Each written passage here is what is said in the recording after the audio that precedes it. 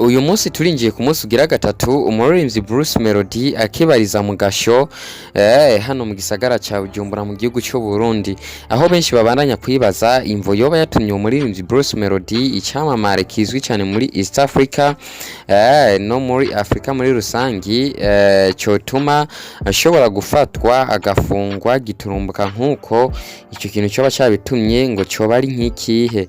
Uyu munsi rero twaje ngaho kugira dushobore kubamenyesha impamvu yoba yatumye umuririmbyi Bruce Melody kugeza muri uno mwanya adashobora kuba yidegemvya, aho benshi bariko baribaza ati byo bari ivy'umwaka umwe, byo bari ivy'imisi ngahe, ico kintu cyotuma habishavu nk'iryo bigatuma afatirwa amadecision aremereye cyane, guhagarikirwa ibiteramo cyane cyane yuko yaraje ngaha mu Burundi kugira ashobore gukora igiteramo ciwe, ibiteramo bibiri yari yateguye hajya kuri Zion Beach, n'ikindi kimwe yari yateguye kuri Mercedes Officier cyari kuba itariki zitatu za kuno kwezi, aho turavuga ni ku munsi wejo, n'ikindi cyari kuba uyu munsi hajya kuri Zion Beach kwa Sion. Ndibaza abenshi murahazi ni ibintu rero novuga z'igihe kirekire, tugereranije byo bimaze nk'imyaka 3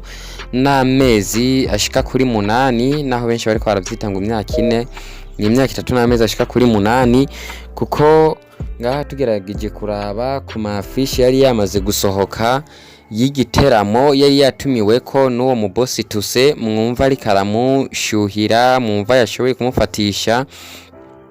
Ni afishe nkuko muri ko murabibona ngaha y'itariki 25 y'itariki 25 z'ukwezi kwa12 umwaka wa 2018. Abenshi bariko baravuga ngo ni imyaka 4, mugabo urabona ko muri December tutarahashika, ubu turacari mu kwezi kw'icenda, n'imiburi yo bari nk'imyaka 3 n'amezi nka 9, ego n'amezi nka 9 amezi 8. Igiteramo rero ni ifoto muri ko murabona yafishe aho cyari kubera kuri Gera Plaza mu kwezi kwa 12 itariki 25 mu mwaka wa 2018.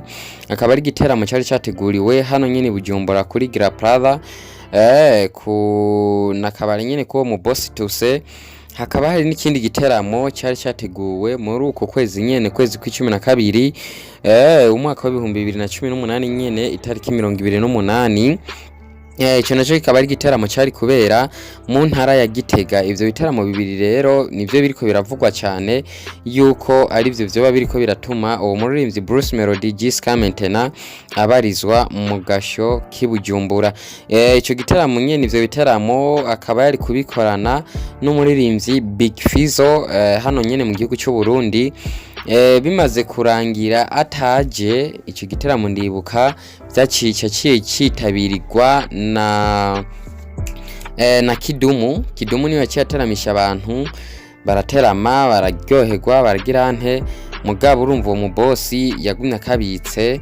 Uno munsi yamufatishije inyuma y'igiringo cyababa imyaka 4 Bruce Melody yaje mu Burundi, hama uwo mu boss aravuga ati ntikaheze.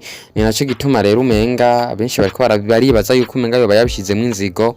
No, urumva nyene avuga yuko yari yatanze miliyoni 30, rero araharura mu iyo myaka ni miliyoni 30 zoba zimaze kumwingereza amafaranga angana gute bivanye na business wewe asanzwe akora. Ntaraba ngo nibiki nyene, niho yaciye avuga ati kugira ndakurekure bivanye n'agashavu yamuteye. Narumvise ko habayemo kubrokana bivanye na communication ingene yari kiragenda.